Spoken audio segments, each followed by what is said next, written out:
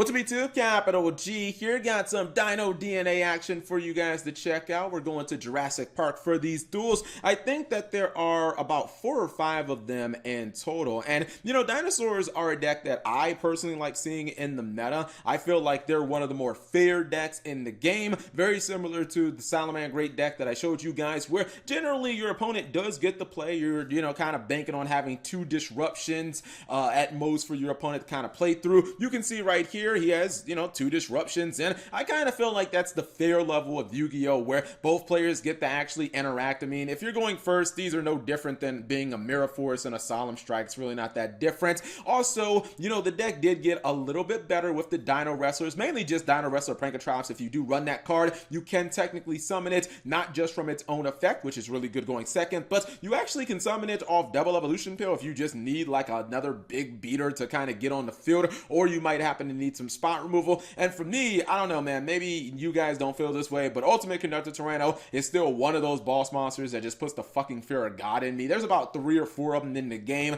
ABC Buster Dragon is another one, but it's just one of those cards I'm just like, oh my god, I don't want to see that card. It's just too difficult to deal with. So, dinosaurs, and this is the Lost World version. I kind of feel like Lost World version is better. Nice Ash on the Desires, by the way. He's going to go for Eater of Millions, and the thing about Grand Maju, better going second. You can't really summon Necroface or Grand Maju turn 1. They're not really that good, but I feel like Lost World version is better because you get to run like survivals in, and you can just activate like your baby Cerasauruses a lot easier. So I kind of like that version a little more. So he is going to send Giant Rex to the graveyard. Baby Ceratosaurus is going to the graveyard too. Miscellaneous Source and the Double Evolution Pill.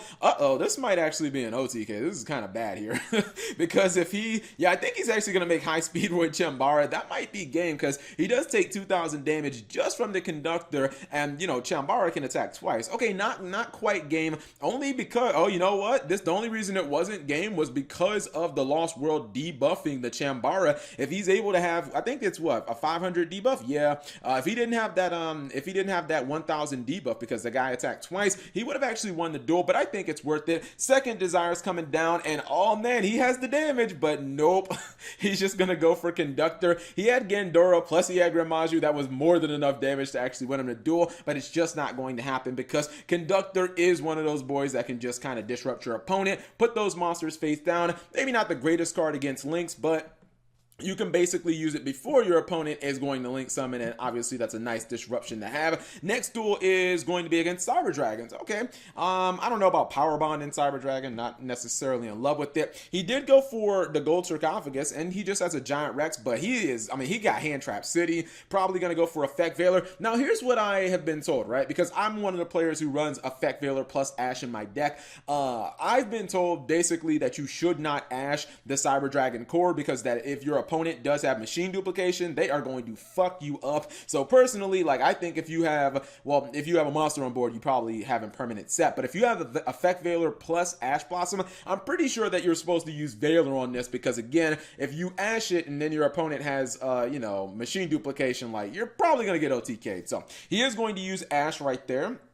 Good thing, again, he used the Veiler first, then uses Ghost Ogre, and those hand traps are getting the job done. Maybe you could argue that he could have used Dark Hole to get rid of the Giant Rex, but then again, Giant Rex in the graveyard means maybe they banish it for Conductor Tyranno or Double Evolution Pill, then they just summon it back. This is why I kind of like Lost World versions. You can just kind of create advantage by attacking tokens, Baby Ceratosaurus into the graveyard, and just off of that, he took a board that kind of sucked and made it live, pop his own Baby Ceratosaurus to summon another one. It's going to activate. His opponent's going to Ash him, but I just don't know if it's going to do all that much. Ooh, he's setting up to get really hit with a Dark Hole, though. That is kind of interesting. Oh, you know what? Sorry, Miscellaneous Ceratosaurus. Didn't even realize that. Didn't realize he had that in his hand. He looks like he's going to put down that Cyber Dragon. Baby Ceratosaurus is going to get Ash. I don't really see him having the offense, and the Regeki is just pretty much the icing on the cake. He can simply Regeki him, and now he goes for Battle Phase. GG no re. The Chambara, was it needed? Maybe it may have actually been needed because I think he had Giant Rex in the field that can't attack directly, but overall, Chambara is putting in a little bit of work. Next duel is against DM. Personally, I feel like Keeper of Dragonic Magic is not a card that you need. Thousand Knives is another card I don't personally run. It is searchable from Eternal Soul, if I'm not mistaken, so I can kind of understand running one copy. I don't really like it. I don't get why he would activate Eternal Soul if you're not going to summon one of your DMs, because now you just put yourself in a position where, well, I guess he's just going to super flex on him and go like triple Conductor Tyranno. But, I mean, he can easily just go for like Nightmare Phoenix, pop your back row, and then just kill you. The sad thing is, even with him just going straight brute force, which generally is not supposed to work against Dark Magician, when you do have 3 Conductor Tyrannos on the field, and oh yeah, he also plays he plays Gustav Nax, so that's a thing too. I'm not used to seeing Gustav Nax and dinosaurs. I don't think I've ever seen someone actually link summon, or excuse me, XC summon with the Conductor Tyranno, but yeah, that's a thing as well. Yeah, if he just would have went Nightmare Phoenix and just popped the Eternal Soul, I'm pretty sure he just wins there, but he may not have had the damage at that point. That gave him the damage that he needed. Next duel is against Dark Lords.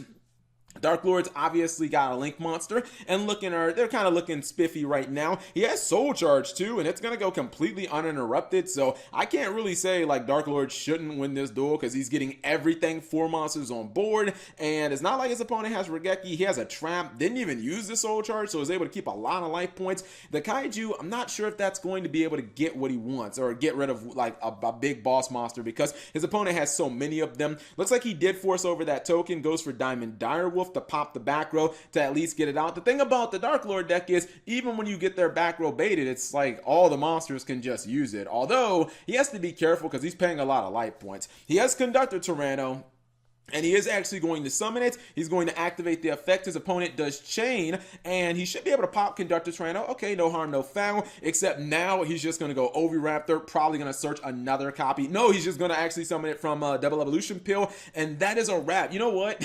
Maybe the Achilles heel of Dark Lords is Ultimate Conductor Tyranno, because even though he didn't use the Soul Charge, the dude activated so many, like he activated so many of the Dark Lord effects that he paid a ton of life points, and now Conductor Tyranno can just like 1, 2, 3, 4, 5 hit all the monsters, do 1,000 each, and he can also attack with the Oviraptor. Didn't even need to use the Kaiju. Ironically, those tokens being forced over to his side of the field actually gave him enough damage to, you know, win the duel, which is kind of interesting. I believe this is our last duel, which is against the DDD archetype. Got a new Link monster in the Link Frames Pack 2. I feel like that's going to be one of the first ones we get in the TCG. I don't think he's going to use it here. I think that he's going to go for a double negate board. Don't quote me on that. I feel like it is going to be a double negate board. I saw that and I was like, this was a really impressive duel. Yeah, he goes for Apprentice Witchling, which is generally kind of just one of the signs that you're not going to go for the DD Link monster. Otherwise, why would you? He's going to pop Alexander, but not even a problem. Alexander says, baby, I'm back. He goes for Siegfried. Now he goes for Crystal Wing, sets the Solemn Strike. Actually, you could technically say this is a triple negate board because, you know, obviously Siegfried's going to negate something, a spell or trap. Crystal Wing's going to negate a monster effect, and then Solemn is going to negate anything from a monster effect to a pendulum summon to a special summon or whatever in between. So, you know, it's a pretty good board. And then if his Apprentice Witchling gets destroyed, it just replaces itself, as well as it's pumping up the Siegfried, man. So I think that's a pretty good board. You guys can't say that he, you know, faced this slouch. He does negate the Lost World, which it was kind of early to just use your negation like that, because he has the Desires. He gets the Prankatromps, and Crystal Wing is going to take it down. So we did see Prankatrop show up, but now he has Oviraptor. Oh no, he doesn't. Solemn Strike. This guy has negations for days, but the boy is coming down. Obviously, Ultimate Conductor. I told you guys, this is fucking scariest boss monster in Yu-Gi-Oh, man. That thing comes down, and if you have not baited out its negate, like, I feel like most of the time that card just wins the duel.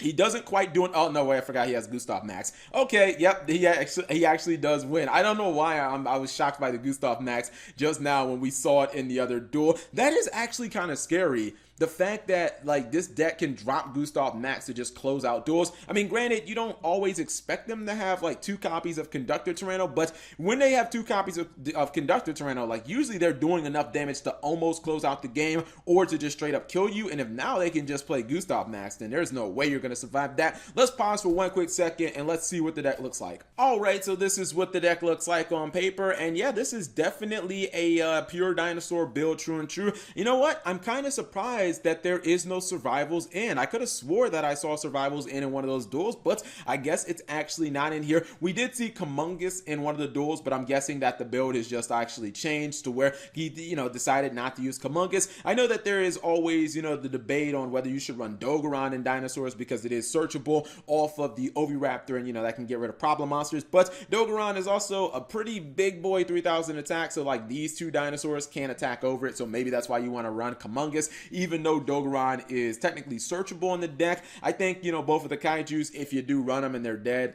maybe give them up to Twin Twister. No Monster Reborn in this build, because that's what I was thinking. I was like, well, if Dogoran's dead, or if, you can't really, your opponent doesn't have any monsters, maybe you just Twin Twister it and then Monster Reborn it, but there is no Monster Reborn in this deck. I gotta say, I'm loving the 9 hand traps. I don't want to bring up my random Salamangreat deck too much in these videos, but I personally run 9 hand traps in that build. I just don't like Ghost Ogre, so I run Impermanence, and, I kind of feel like right now in today's Yu-Gi-Oh! With how fast it is, I feel like this is kind of the perfect ratio, because even if you go first and draw one of them, then your deck should inherently be able to have some type of stun or some type of way of disrupting the opponent, and then you just use the hand trap as kind of like the second layer or like the backup plan, and I feel like that definitely works. But yeah, Dinosaurs looking kind of nice. Again, I would have liked to see survivals end in this deck, but not going to complain too much.